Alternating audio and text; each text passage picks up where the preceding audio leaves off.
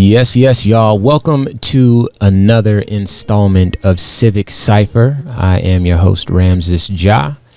And true to form, we have another special guest in the building, another freedom fighter, another social justice warrior, and someone that I really think needs to get a message to you. Your life is going to be better hearing what she has to say. Her name is Alejandra Pablos. And let's see, I'll talk a little bit about what I know of you, but you're going to have to fill in the gaps because fortunately I've been able to meet you a few times. And of course, I've been very inspired by you and your message and what you stand for. But so I know that you were born in Mexico. And you came here when you were very young. That's right? Okay. A baby. Okay.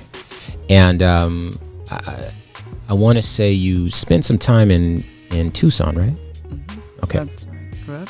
You grew up in Tucson. Okay. But you did go to California when you first came here, right? Yeah. So I was in California when I was until I was 14, 15, and then I moved to Tucson. Okay. Very good. So there are some roots in the West Coast of the United States and in Arizona, of course. I think the way the story goes is you kind of got in some trouble when you were a teenager, and that's kind of been held over your head by the government and policing agencies and things like this. And I don't want to tell too much of the rest of the story because I really do want to hear it from you. But of course. I think it's very important to tell your story before we get to what you're doing now, just your story as a human being growing up in those circumstances and how maybe some of these conditions have been used against you or to profile you or whatever the case is. So just talk a little bit about growing up and kind of how you kind of got started on this path. Sure. Thank you for your kind words. Of course. My name is Alejandra. Folks who know me call me Ale. And I am a community organizer. I do a lot of national work. By work, I mean a lot of storytelling work, a lot of organizing relations, because we know that the only way to really change things, right, is to really shift culture. And by shifting culture, it's by really getting to know one another, right? And really, having joy in who we are instead of criminalization, for example. That might be a new word for folks, and I can talk a little bit more about that. But I'm a community organizer first and foremost. I'm a storyteller. I share my experience in order to make space for other folks to be able to share their story. And in the world that we live in, sometimes storytelling is not a thing that happens. I know for myself, as a Mexicana, immigrant family, working family that comes with a lot of intergenerational trauma, we don't do a lot of storytelling. So I found that when I started doing community organizing work after I was incarcerated, I was introduced to injustices, right? And I was upset and I was angry and I was like, I need to organize these feelings. So I got introduced to the movement, and I think through the movement, I found the power of storytelling. So I started to share my story, my many, many stories, right? Because my life I have multiple identities. It's intersectional. I not only care about, education or injustices or racial justice or queer justice. I care about all of the things, right? Humanity, human rights. So what happened to me? Just a little closer. So what happened to me was honestly the United States happened to me. Okay. You say like I got into some trouble, and I'm like, I got into this country, this infrastructure already built on racism, right? Rooted in xenophobia, right? Fear of people. Built on lies, right? On what we now see, white supremacy built into our peacemakers, right? Which is the police. So growing up, I didn't really care about my immigration status until somebody told me I was an illegal person, right? I was a legal permanent resident. My mom is a naturalized citizen. So most of my family was born here, but I have a lot of folks that we were from a mixed status family. That's what you call, right? Folks that are not citizens. And I had an opportunity probably at some point to become a citizen, but I also never really needed to, right? I was a legal permanent resident, which sometimes folks call that a green card. You hear a lot of folks that are documented, right? They're getting DACA. Those are folks that are also undocumented but have this very short-term ambiguous kind of protection right now by Obama, the president, right? And they're DACA students, so they have permission to work, they have permission to be here. Promise that they won't be deported, right? That they won't be actually haunted like ICE is haunting people right now. Right. So you have those folks, right? You have folks that maybe have overstayed visas, right? You have folks that have had some sort of legal status but overstayed, or myself, right, committed something that to the U.S. government is deportable, right? Which, mind you, in Arizona, DUIs are deportable. In California, they're not, for example. So we live in a state, one of the the most racist. Obviously, we know Arpaio. We know we come from the regime of Arpaio, right. And those are the things that inform me, right? Racial profiling, folks, just for being for looking like they might be migrant folks, right? That brings to mind SB 1070. Right. So we come from that. We're still seeing the harms of that, right? People fought, communities fought really hard. I mean, you had ICE out there just like, doing the same shit that cops have been doing, right, to black communities. We know as undocumented people, as people who've been criminalized, that are, like I said, I've been formally incarcerated because of a DUI, put in deportation proceedings for things I already went to through the system, right? The criminal justice system, which I can now call the criminal injustice system. But anyways, when that happened to me, that kind of changed my life, right? I got picked up on probation. I was on probation. ICE picked me up, and they were like, "Oh, you're going to Mexico." I mean, little do they know what they do, because that's, they're just jobs. People don't need to really understand the system they're like oppressing others for, right? They have a good job. It's probably the only jobs that have good health care, right? And good benefits. That's why all of our people are also cops. And those are the things we also have to battle. But so, I got picked up by ICE, and then 2 years spent in our backyard. An hour away from here, there's an immigration center called the Eloy Detention Center. One of the biggest, one of the nastiest. They're all nasty. They're all literally a threat to autonomy, right? Just because you're deemed and labeled illegal or undocumented, you can literally be locked up for no reason, just for that reason. So when I was there, it opened up my eyes to like, holy there's a whole lot of other injustices happening, right? And it woke me up. 2011, I began organizing from inside. I was already before that, I know you asked me who am I before that, and I was already a teacher. I had graduated from the U of A. I was doing a lot of community organizing in the school. I used to be a teacher for the emotionally disabled students, the multiply disabled students. So I was in the special ed department. Words that I feel like should be more updated, and there probably are. I'm not working in the public schools anymore. So I think I brought those skills naturally when I went inside, right? When I had to be there, I started teaching classes in there. I started, leading all the conversations with the women, translating, interpreting for them, right? Really defending people at the moment, because we would get offered dirty, bloody clothes, underwear, like used underwear that was already used. That was what was expected to wear. I fought that because I spoke English, right? People inside were like, why are you in here? And I'm like, well, because I'm not a citizen, right? And, so far, whatever. So I started to really see that people that are inside are not people that are doing nothing, right? I should not be here either. Nobody should be there. It was people surviving domestic violence, poverty, right?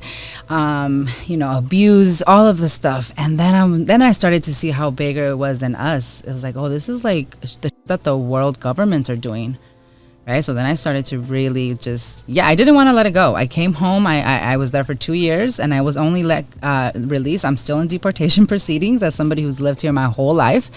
And let me not get into the point of like, oh, the border crossed us, and this used to be Mexico. This is the place to get into that. Go for it. This is all indigenous, obviously native land, but as also like a Mexican woman, right? And we are fighting identity crisis as well, this generation in general. But as Mexican people, we're like, mestizo people, we're mixed. We have some white in us too, so we come with that intergenerational trauma. But it's complicated.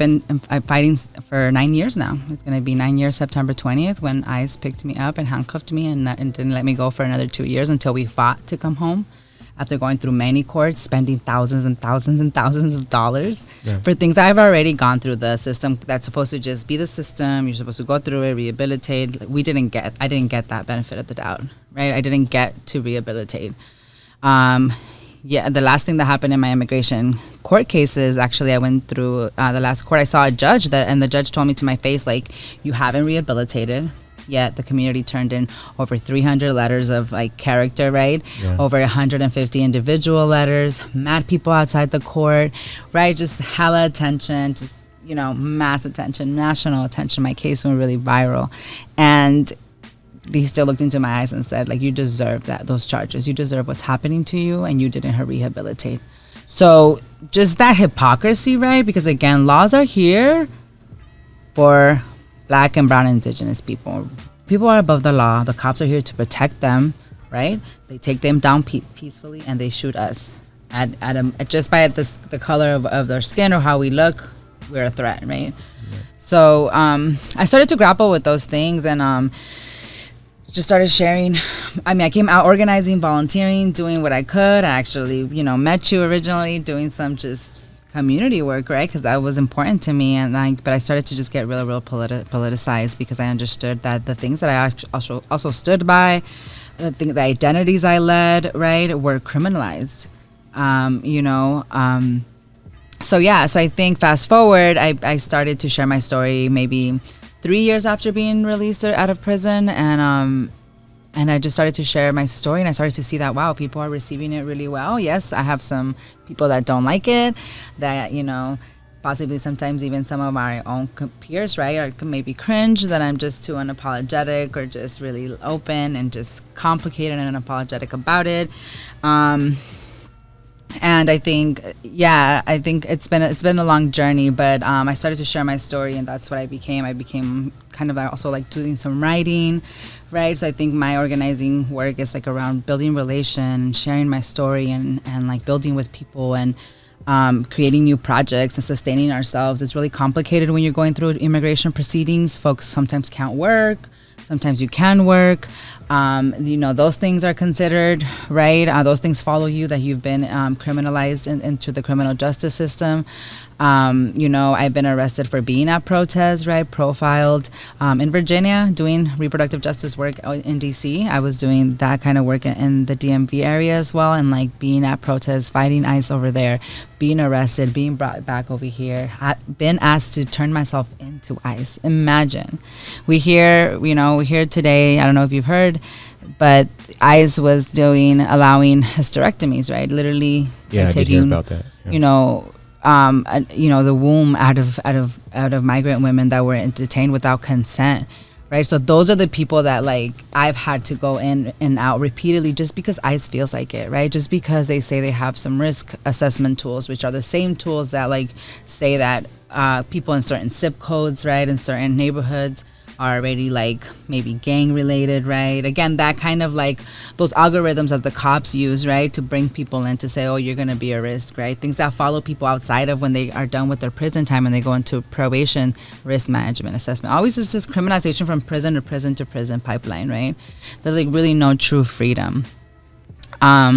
So I think for me, it's just been about talking about that state-sanctioned violence, that mass incarceration, right? Like that is huge. That's how we are building the back of the United States right now, right? We talk about it happened with enslaved people before. It's happening right now with people in prisons. All that free labor, right? All the labor. We see the fires in California. All of those folks that are out there fighting the fires, yet they can't come home and be firefighters. Right. You will always be a felon. You will always be disposable. You will always be criminalized. And I said, no, I'm not. And I'm going to bring joy into who I am, and I'm going to share, and I'm going to, talk, and I'm going to do the things that I want to do, which is like, transform with my community, alongside of my community, right? Think of new things, invest in new things, because it doesn't work. We've seen it. Right. But I think, again, the people speaking up is a smaller amount of people, right? A smaller percentage. And it's about mass shifting, right? So I think that's why it's super important to bring these conversations to like wider like platforms, right? Wider communities, and maybe not so much folks in the movement. Sometimes we preach to our own a lot. And, mad respects to all the community organizers doing work right now with nonprofits, right? And they do their part, right? The folks doing electoral work, they do their part. Is so important to get Trump out, absolutely. But we understand that Trump just really put America's dirty laundry, the United States' dirty laundry, out in the open. Yeah. Right. We've known that we don't sustain communities that care about support, about care, about food and housing. You know that we both met, right, when we were at hashtag lunch bag, right? Doing, exactly. Giving back to the community. That's what we do, right? Those are mutual aid groups, and that's what we do as well, right? We make sure that the people that we're organizing with have all of those things, and it's a holistic type of organizing, right? It's also, collectively for us to heal and empower our agencies together, and that's when we're gonna really shift stuff, right? And I think for me, it's been important to get people to understand my story, because I'm not the only one, right? People are really scared to become U.S. citizens still, and so they are at risk of deportation. Everybody who's not a citizen is at risk of deportation, no matter what. You can't be doing anything, right? If you have a traffic stop, it can put you in deportation proceedings at this point. So it's really, really wild to see people just. I don't know if you saw Immigration Nation. I have not. You gotta see that. It's so wild. I was don't see it. I don't want to see trauma porn. But Immigration Nation really highlights how nasty ICE agents are, these cops, and what they're doing, their tactics to literally follow people around to arrest them. 70 or 80% of the people they arrest is collateral. They were looking for someone else, but everybody else just happened to be undocumented. So they're rounding everybody up, building up those beds in the mass incarceration system. Let me ask you this. Now, of course, I know the answer, but what do you say to someone who says, if you want to come to this country, just do it the right way? Because that's a popular thing, a popular rebuttal whenever you try to point out these injustices. So if someone were to say to you, just come to this country the right way and there's no problem, what do you say to that? Oh, man. Well, first I say, got a lot of work to do. We still got a lot of work to do as organizers, and obviously people in general, because if you really, really looked into it, you really cared, you really, wanted to have an answer for that, because I feel like it's a very lazy answer. I think it would be that there is really no right way. My tia, my mom's sister, has been waiting for any type of legality, and it's been over 25 years. Exactly. Right.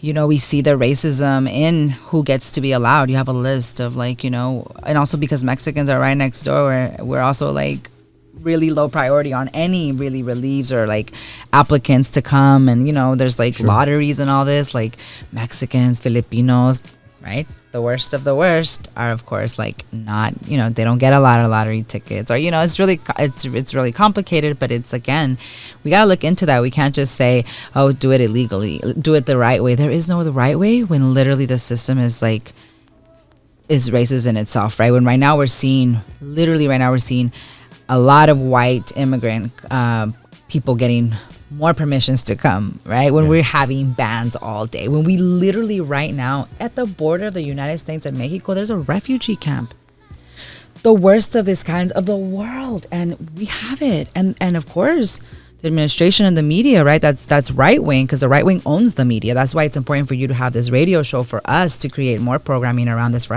us to have our own media centers to talk about and have our own analogs, because one day they're gonna take off the Wi-Fi, and we need to make sure we know how to put our radio right literally on the antennas.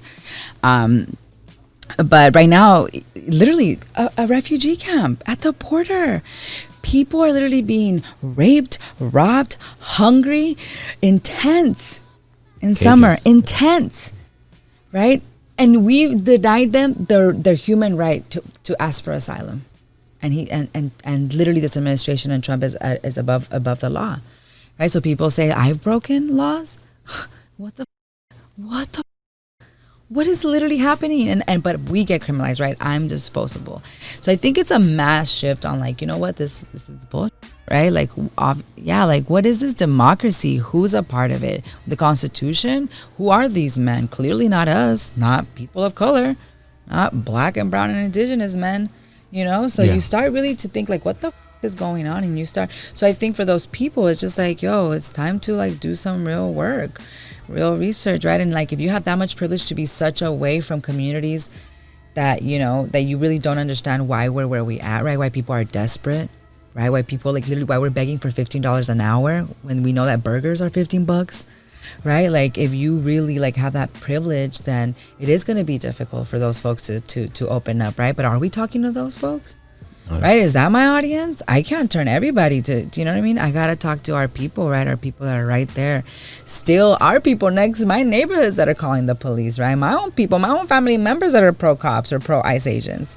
You feel me? Like we got a lot of work to do. The revolution starts at home. Absolutely. Right? In our communities.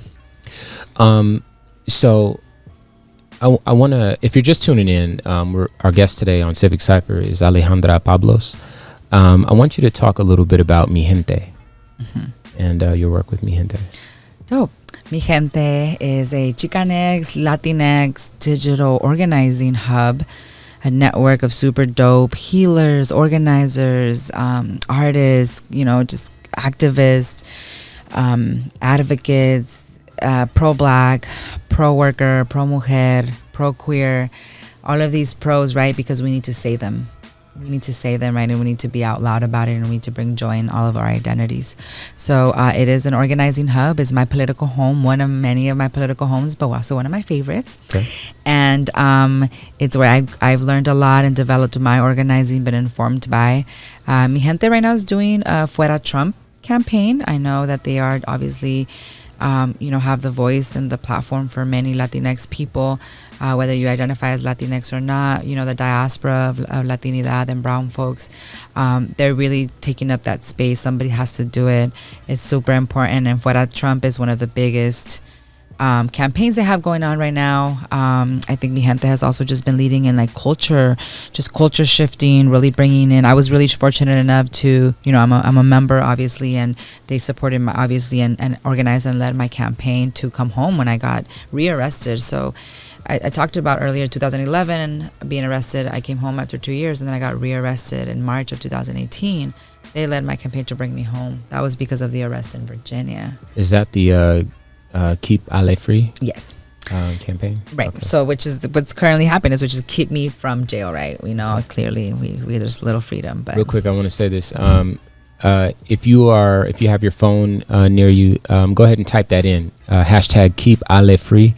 KEEPALEFREE, and just look at what comes up. It's massive. Yeah. You're a very special person, and obviously this story has resonated with a lot of folks. So yes, yeah, it's super dope. I have a lot of creative friends, so they made that pop. It was a countdown and everything. So yeah, follow the hashtag. Also follow me on Instagram. I actually just changed my name. My Instagram. It's Emotional Gangster with a Z instead of an S. I feel like that's easier to say than the one before. But anyways, well, I was fortunate enough to come home right after organizing with them, you know, getting released from the nonprofit industrial complex and going straight into a Chinga la Migra tour with them. Again, Mi Gente is a place where we do a lot of culture shifting, a lot of narrative shifting, and we have cultura. We do it by cultural workers, a lot of arte, a lot of healing, a lot of language justice, a lot of workers, right? So I got to host a tour, and we got to tour through the country. I think it was around 7 or 8, maybe no, like 9 places. And we filmed. I hosted, and I interviewed other organizers, other community members doing resistance work, because at this moment in 2018, Trump was in office. I mean, it still is, but he was going hard body on bans, on communities, on 287G programs, which are contracts between ICE and cops to work together to like trap community members and deport them just for being them. And we started to also, that's like, how do we also document our escalations, right? We're going from knowing our rights, from knowing our power, right? To we've seen people create body walls, you know, to stop ICE from getting people. We understand right now we're not in a moment where we're questioning if ICE is needed. We know they need to be abolished because of the terror that they bring in, right? And immigration does not have to be like, we don't have to criminalize immigration. That's what's happening. Trump is literally criminalizing the right to migrate.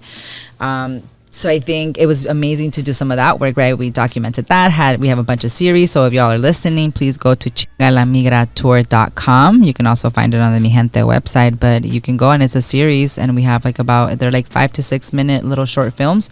Super dope, meeting folks, really talks about the intersections of the police machine, the ICE machine, and it's really comprehensive, and it also brings a lot of joy in the organizing and the resilience that we've had to have, right? Because I want to just have joy. I don't want to have resilience, right? Resilience is what has to be built for us because we're surviving this, right? But also, our bodies want to rest, right? Our bodies also want to rest. So I think for me, Mi Gente is just doing amazing work.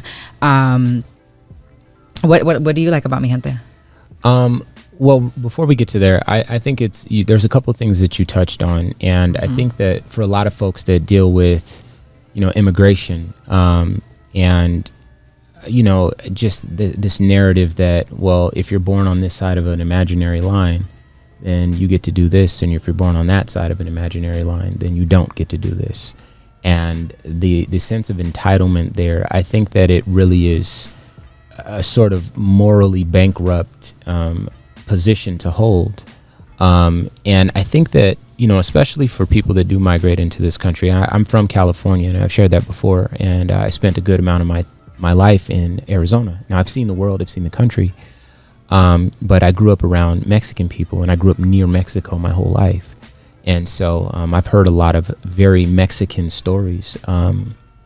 And when you think in terms of like human beings, I think that a very important question to ask yourself is, who has the power to define crime, and what motive do they have to do so? And I think that that's something that's really lost on, as I stated, those morally bankrupt arguments and positions and perspectives, because because you won some sort of birth location lottery, that it somehow entitles you to more opportunities or entitles other people to less opportunities. I think that is a narrative that really bears revisiting for a lot of folks. And so I just wanted to make sure that I stated that before we got too far away from it. Now, there's something that you mentioned to me before. You said that the immigration system targets people with criminal records, with, I believe, the intention of being able to deport them. Like if you're an immigrant and you have, you've made a mistake, 20 years ago or something like that, it's a lot easier to deport you so that you get specifically targeted or singled out. Can you explain a little bit more about that, or any like personal experience with that? Yeah, well, I mean, the whole immigration piece, which is like Customs, Border Patrol agents, Immigration and Customs Enforcement, Department of Homeland Security, all of those are under the Department of Justice. Okay. So there's a really dope podcast right now. I mean, it's not that dope, it's okay, but it's called Homeland Insecurity. It actually does a little 4-part series of like how immigration got started after the 9/11 terrorist attacks. So it's really interesting when you brought up the whole part of like illegality, right? Who's empowered to define that, know, and being in a certain zip code can be illegal, right? And in Florida, if you let go of a helium balloon, that's illegal. So I mean, there's like so many laws. We can get into that conversation, but I think it is super interesting that we have to fight back, right? I think that's another reason why I resonate with a lot with people, because I kind of say the things that people wish they could say, right? I'm like that, right? I'm like, wait, why? Wait, but one I love this argument with my brother all the time, and he goes, so you're saying that because cops don't go to jail for killing people, nobody should go to jail for killing people? And I'm like, yeah. There has to be the sense of like, what is the law, and like, what is it? Like, what's like, what is what we want to like abide by, right? So if we're saying that people should go to jail, then yeah, everybody should. And if there isn't, then nobody should. Not that I believe in that. I'm an abolitionist. I think that we need support instead of like caging people, right? And we haven't seen it in a United States that does that. We're a for-profit capitalist country, so we don't invest in unable bodied people, sick people, right? And we have xenophobia. We have white supremacy in our policy. So I think. I think it's just really important to talk about criminalization, to really talk about how we criminalize people, how we ourselves are policing each other, right? And I think that's why, again, I do what I do on my social media, and I talk about all these things, and I talk about, for example, even things of like, I don't want to shave my legs, and I'm going to be completely like hairy, and I'm going to push back on that. And and that's even interesting sometimes too, right? The pushback that you get from your own people. My mother hates it. Body hair is like, oh my God, you're the nastiest thing ever.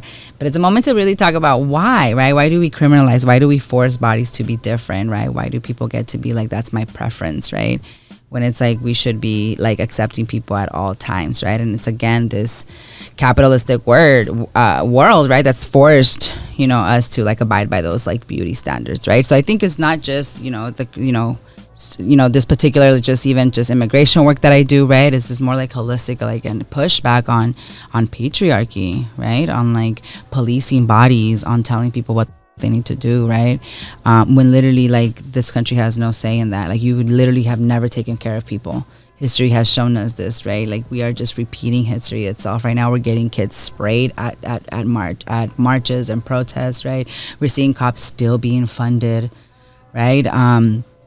It's an upside down world, right? You don't see the folks fighting, people who have abortions, the pro-lifers. You don't see them trying to shut down ICE for literally like stopping women from having babies, right? Shouldn't we have our babies, right? So it's very upside down. So I think the important part of like the work that we're doing right now is, again, that it's like now in a bigger, more awakening, right? More people are interested in learning. More people are also open to learning, right? But abolitionist folks, folks way before me that I've been learning from, have been talking about this, right? Have been talking about the whole culture of the prison industrial complex, right? We hear the nonprofit industrial complex, all these, like, just to show that there's infrastructures that are allowed to just like keep status quo and keep people in poverty, right? Keep people like uninformed, right? Not, in so much trauma that they can't even walk in their power. And that's why we're here, and that's why storytellers like ourselves exist, and it's super important. So I think for me, my immigration status is, unfortunately, has become my identity. Right now, this is what I do now, is I talk about my story. I fight, I try to deconstruct and give space for, political education, for people to learn through my experience, so that this doesn't happen to other folks, to share resources, tools, etc. But I also wish it wasn't, right? I also want to do just other, right? Like, I'm in the middle of a playwright. It's about my experience. I'm working on a podcast. It's about immigration and deportation defense work. And we want to like use that podcast and knock on doors to really talk about deportation defense. And so, right. So like my whole life changed because of this huge like barrier in my life, and like it won't go away. Right, it's been 9 years. ICE is still there. People are talking about freeing folks. Right, we have the campaign "Free Them All." Follow that hashtag as well. Free them all. It's talking about releasing everybody from prisons and jails, right? And they're not doing that. Right, they're not releasing nobody. Especially, you would think they were in COVID time to go to go social distance and stop the spread. No. It's actually incubated it, right, and kept the spread up. So in this place, like, we're literally trying to live with COVID, like, in like not other countries where those countries have tried to get rid of it. It's just, so it's really insane, because again, who gets to be above this pandemic? Rich people, right? Wealthy people that get to be at their house all day long in space, right? We see it here in our areas, in our streets, unsheltered people, policing, like going and over there and harassing people in this moment. Where are they going to go when we literally have not invested in universal housing, right? So talking about things that like people are like, what do you mean universal housing? And it's our duty to insert these creations, because if we can imagine them, we can create them. These policies that are racist were created and imagined by racists. Yeah. Right? So we need to be the ones doing that, and we need to be at the table. So that's why it is important to do electoral work. It is important to do all the work, the cultural work, the organizing, the knocking, the workers' right work. All of it is important, and we need everybody to do a piece of it, right? It is not enough for you to be at the crib watching TV. TV sucks. Yeah, listen to the radio. Facts. So there is something that I do want to talk about. So you mentioned that, a big part of your identity is your immigration status, and obviously you're a human being, so there's much more to your life than that, but that can serve as a beacon to a lot of other folks who are having to deal with those issues, and people like me who I don't deal with that issue personally, but I'm sympathetic to it. As I stated, I kind of spent my whole life around people, a lot of whom have to actually deal with that, or have some relatives that have to deal with that. And I want to mention something and just kind of get your thoughts on it. But when a community is overly policed, it skews everything. It skews the prison population. It skews the data. In other words, if 90% of the police are in the bad neighborhood, well, it doesn't even have to be the bad neighborhood. I don't even want to start there. Let me start over. Okay, how about this? We'll take drugs, right? Marijuana. My understanding is that marijuana is used equally, roughly, by black folks and by white folks, right? Just to keep it simple here. But if all the police are in black neighborhoods, stopping black folks more frequently, again, overly policing, then what you're going to get is a lot more black folks in jail. And then you're going to get a lot more data suggesting that because these are the people who are getting arrested, that somehow these people there's something wrong with these people, and it ignores the fact that they're just being overly policed. And I think that can extend to folks in Hispanic, primarily Hispanic or Spanish speaking communities in this country. If they're being overly policed, then what you find is people like we mentioned before, targeting effectively immigrants and sending them, or attempting at least to send them to another country, or otherwise interfere with what would otherwise be a normal life. And I think that speaks to, again, a lot of the racist tendencies of those decadent capitalist pigs, but also also the but the fact that you brought up weed, right? Like marijuana, like it's just to pick a thing. No, but even like that, because it's real, that's a thing. Okay. But it's a thing in a world. Listen, y'all, this is still a thing in a world where people get to have yoga and smoke weed, and they have weed retreats, right? And we, as Black, Indigenous, and people of color, that's another term, BIPOC, some BIPOC people are still talking, this is our language still, right? Because we are still criminalized for it. Yeah. Not them. Yeah. We are, though. Right? So even that, and yes, it's very, very true. You literally go and look for this and you go criminalize these communities, right? On top of it, the media still makes all the movies, all the crime shows, all the cop shows, right? Sure. Add to that. But yes, that's very true. And also to me, my thought when you said that, I was also like, yeah, and also for that, I really need alternatives, or I don't really need you to criminalize anybody. Leave people alone if they want to smoke a little bit over there or something. You know what I'm saying? Right, like, sure. Absolutely. People do that. My thing is, like, people get so upset over us having some regular basic rights when they literally live in an abolition world already. They don't see cops until they call them. You know what I'm saying? Right. Their kids don't go to school with no cops at their schools, or no security, whatever, metal detectors, right? They don't have cops at their grocery stores. So we can go on and on and on, right? But they cross borders. They can go and be residents and citizens in my country easy, right? So like why don't people want that for us? This already exists for people, my dude. Like, I don't understand, right? So it's bigger than like, can it be done? People are always like, it's expensive to do things, right? Well, we're spending hella billions on war and weapons, things that don't really help us, right? That's not like, fruitful and back into our communities. So those are the things that we're like at the moment where we have to push back, and we have to start creating these visions of like, this is the world we want. And that's why we say defund the police, invest in the things we need. Sure. We don't need more cops, right? We do. Yes, sure. Fire them because but also, we need to not hire anymore, right? How do we shrink the system as well? So I think, the defund police work is just the beginning, and we are going to win. We are going to abolish, especially the Immigration Customs Enforcement entity, because it is so new and because we really don't need it. They just built it up for themselves to start, terrorizing communities. And a whole episode can be talked on just the injustices, right? Of like ICE agents being caught doing, raping women, like, kidnapping people, trafficking drugs, right? All of the, and it's organized. It's organized, right? So anyways, I don't want to go into that piece, but Yeah, recognizing that we have all of us as people of color have a common enemy, right? And that's xenophobia, which, you know, is the fear, right? The fear amongst each other, right? Is white supremacy, right? It's these, you know, this administration that's literally breaking down any type of support that we've even had, you know. So I think I'm really proud to be an abolitionist in this moment. Sure.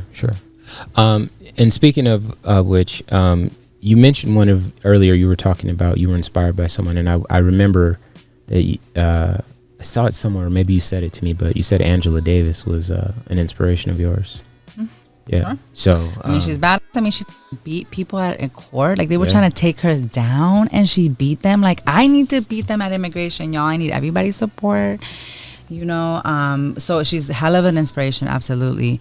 Also, all of Angela Davis' books and talks, I can just nerd out on YouTube and just go hard body. But I think that I think all of my homies, all my homegirls are also my inspiration. I organize and I build relations with people that share my values, share, you know, these identities, share this transformation of communal work that we're doing. So all of those people are teaching me how to be a better human too.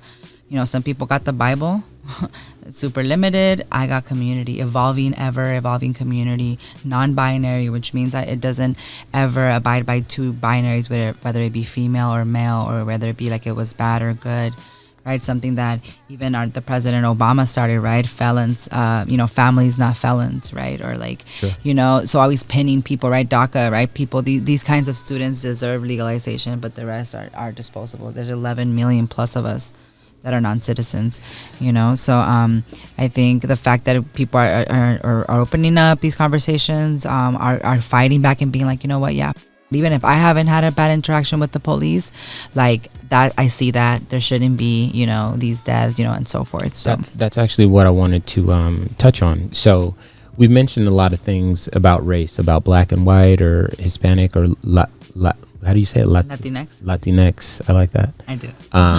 And white, and how white people do this, and black people do this, and Hispanic people do this, and so forth. But let's say that, you know, the person listening to this right now is white or black or whatever. Which, by the way, if you're just tuning in, today's interview on Civic Cipher is with Alejandra Pablos. But the question is, what is it that this white person, can do to help, you know, change or contribute to, you know, the recentering of the moral arc of the universe, or at least of this country? What is it that you would call upon your Caucasian brothers and sisters to do to support you toward this end? Caucasian people, if you just turned in, I am Alejandra Pablos. I'm a community organizer facing deportation, fighting the policing system in Arizona and nationally, and sharing my story one person at a time. And I think for folks, you know, that are here listening, that are not familiar to these issues or these conversations, and especially the white folks, I think it's just really taking this moment for self-reflection, right? The role that your privilege takes. It's really tough to talk about privilege, right? The privilege that we do have, especially white people. It's really tough. I get it. You don't feel racist, right? Like you don't literally go and create policies, right, that keep unsheltered people on the street, but you also just hop over them, right? And I can, you know, make that, you know, I can give examples so far of all those things. So I think it's about actively using your privilege, reflecting on what that is, right? Actively using it and sharing some of that. So I think it's, again, that moment to really think like, yeah, what are my privileges, and I don't need to hoard all these things, right? Or I don't need to do all these things, and what is my role in the liberation and development of humanity right now? Because as it is right now, humanity kind of sucks, especially if Trump gets to define it. Right, literally, Trump is the face of us, all of us, as a collective in this country, right? The way that it is, and like that's what we're showing, you know. So I think that's your people. Like, have y'all checked in with each other? Like, have y'all talked to each other? Right? So it's just really like, you know, organize your people and like do better. It's not enough to have a good heart and love people. Cops do that. They have good hearts with their families and they love their families, but they kill people on the streets, right? So it's actively really like, being in relation with people and doing what you can, at least, even if you're outside of communities, to share that privilege that you have, to give back and not charity, right? But also just like balancing equity. Absolutely. So reproductive justice, I want you to touch on that. Like, how did that become central to your message, and what is it that you are hoping for? Yeah, reproductive justice. I love that. It's so sexy. It's rolling off my mouth. Reproductive justice. But yeah, I think when I first got introduced to that framework, I was like, oh, that's me. I totally live at those intersections. So it's very simple. Basically, I was here in Arizona, in Phoenix, or in Tucson. I'm sorry. I was working at Habitat for Humanity. I had just been released from prison. I'd done 2 years. I was 2 years to do a probation coming out. Mind you, I was already locked up, all that. They had given me 4 years of probation for this DUI. Who gets 4 years of probation for a DUI? And I got a felony for it, like my first one. So already hella racial disparities. When white people came in and did 24 hours, But so yeah, I came out of prison, and I just was organizing, right? And I knew I had 2 more years of probation, and I was like, as soon as I leave, I'm gonna go work in DC, because I went to go do an immigration campaign there. So I was like, I'm gonna leave as soon as I'm off of probation, and I started looking for jobs, and I was just like, I already had been volunteering in a lot of community spaces, using my my skills, my organizing skills, my talking skills. I'm very outgoing, blase. And I got an opportunity to go work in DC. I started doing voter suppression campaign, and I also got an opportunity to apply for a reproductive justice organization. The National Latina Institute for Reproductive Health came across me, and they were talking about, the Latina Institute is about, working with Latinas to have political, social, economic power. And I'm like, what the is that? I'm like, I want that, political, economic, social. Yeah, fights for autonomy, the right for women to have and to create the lives that they want to, have families or not, when they want to, in safe communities. Sure. And I'm like, what? That's what I want. And then I'm like, and then they're like, and we're also fighting the stigma of abortions, because abortion is at the forefront of reproductive, blah, blah, blah. And I was like, oh, I've had some. Oh my God. And then I just applied, and then I was like, I'm meant for this job. And sure enough, I applied for it. And literally my story, my experience being incarcerated, because literally if I'm talking about autonomy over my body, right? What's the direct threat? La policía y la cárcel. Jails, prison, and police. I can't ever be safe. As a brown, undocumented, legal permanent resident, or as a black person, right? Literally enforcing black people and kidnapping black people from their countries, right? That was the main, the birth of reproductive injustice, right? In this country. So anyways, I saw this organization, and I was just like, what the this is all me, this is so bomb. And you see a bunch of Latinas, you see a bunch of people in blue, and they're their shirts say poderosas, and I just was like, oh, this is my. And I interviewed, and I got the job. And I organized for almost 2 years in Virginia. And I started to really just learn, what did it mean to share your your abortion story out loud, how empowering it was, because I never shared it before, and how many women were doing it. I found out that 1 in 4 women have abortions, right? People, not all people that have abortions are women. And so then I was just like, oh, totally. And I started to just find so much power within my sharing my story. And then I started to really understand all of the issues. It wasn't just abortion, reproductive justice, right? It was the fact that, again, there's threats to my autonomy. The fact that either you're an immigrant or not, you can actually have an ability to get a good job, right? That actually matters. Your kids can actually travel if you're undocumented. You started to really see there's tiers of human rights in a sense, right? Yeah. Classes or whatever. But you're like, wait, but we're the most powerful country. there's no way, it's you. And you start, that's what you really come at it with. And then you're like, no, actually it's systemic. If there's more than 150 people in poverty, it's not just us, it's systemic, right? And it's intricate, right? So it's policing, it's lack of education, right? It's taking away, our history from books, right? It's from taking jobs out of the community, right? It's for again, over policing places. So it all of that like is a part of like how I've been informed and how young people grow up too. So it was really exciting to do reproductive justice, to still be doing reproductive justice work. But that's what that work looks like. It's about making sure that people have access to like going to a hospital, going to the doctors without fear of the police going there, right? Like you have the human right to create families when you want to, right? And you can't do that, if you think you're gonna not be safe when when you're gonna have this, you're gonna start this family. We talk a lot about Black maternal deaths, Sure. right? Literally, Black bodies are literally sterilized, disrespected, ignored, not listened to, and so forth, and women are dying. So people are choosing not to have babies, and also this world is pretty. Yeah, we're still begging for $15 an hour.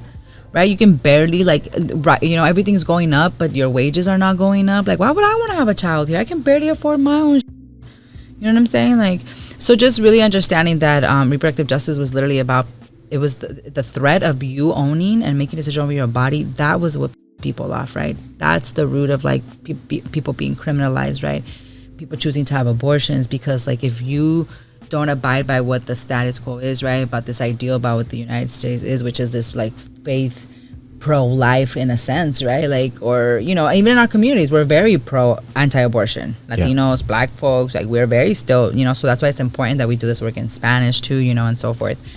But I think that's the powerful thing, is that we're pushing back on stigma, on taboo, on myths, and people and women, queer folks, trans, young folks are talking about it for the first time and actually stepping into their power and being like, all that. Like also debunking myths, right? I've had more than one abortion. I can still get pregnant. Done it multiple times, right? Like, and I can do it. So debunking these myths, like, people have been having abortions, have been, reversing pregnancies. People have always not gotten pregnant, period. Not everybody wants to be but that's what the United States wants to tell people, that people have to be parents, so you to produce people so then you can be a part of the economy. And if you don't, if you're gay, you're going against that, right?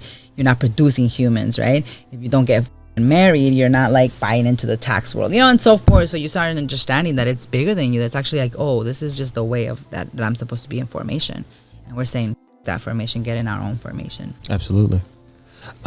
So another thing, another facet of the work that you do is murals. I've seen you do a lot of murals. What do you think is the benefit to murals, and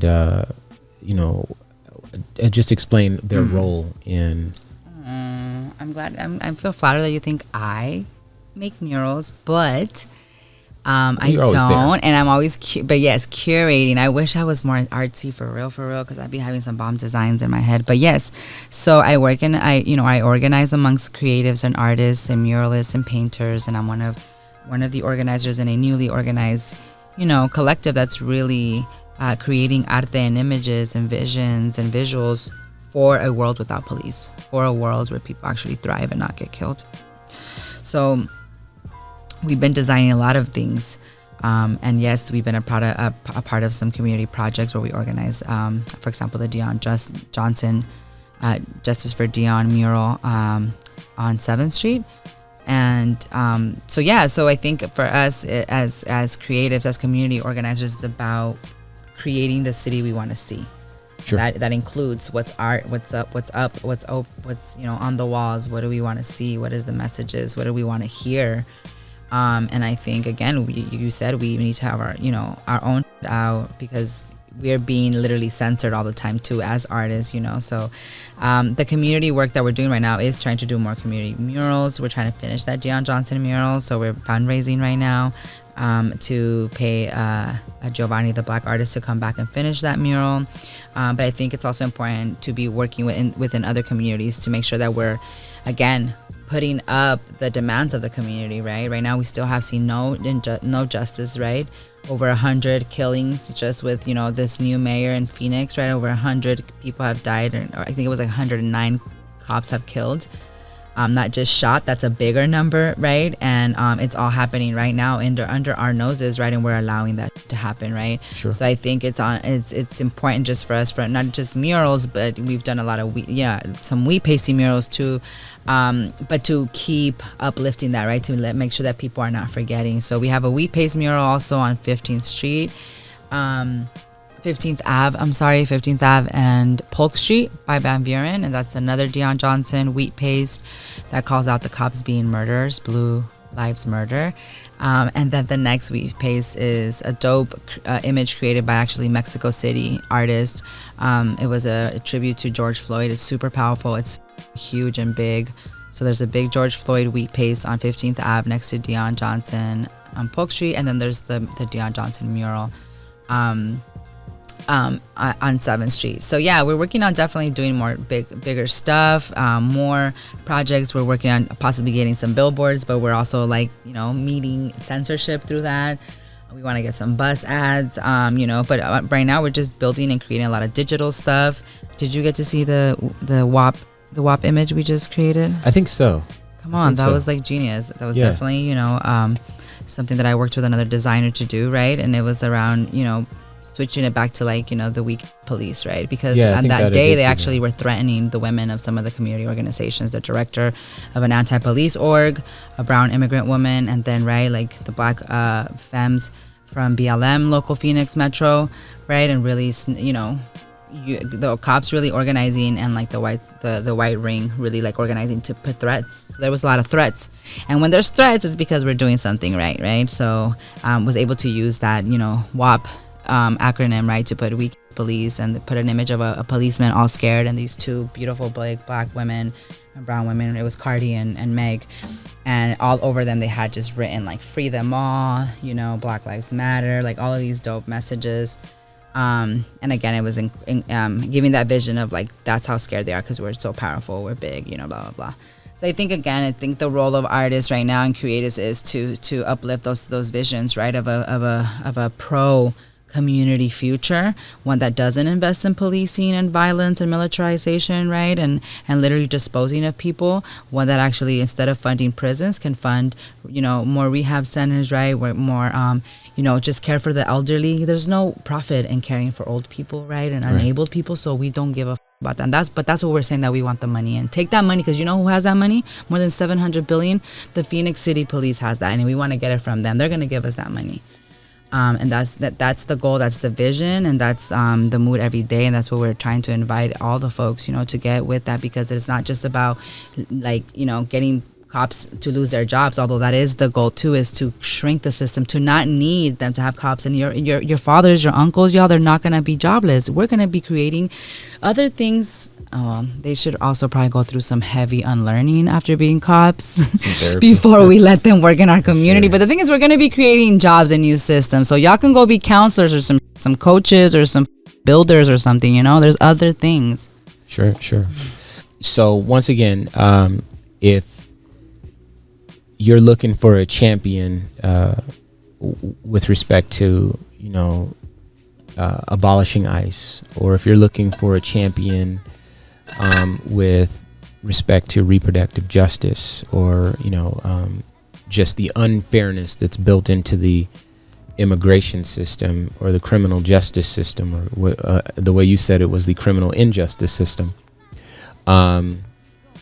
Alejandra Pablos can certainly be such a champion. Certainly you have been one such champion in my life. I've seen the work that you've done over the years.